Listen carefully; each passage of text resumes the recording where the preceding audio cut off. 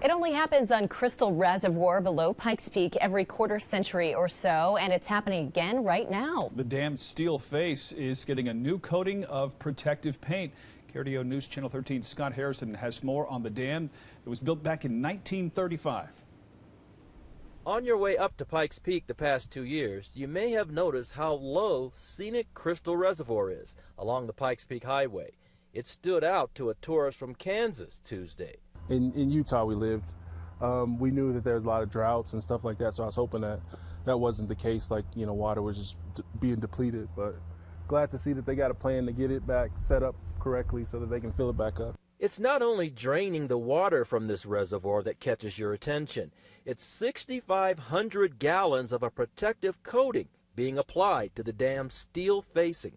Where I'm standing right now is normally under around 60 feet of water. Colorado Springs Utility says it took about a month or so to drain the water out of Crystal Reservoir, and it'll take around that long to refill it.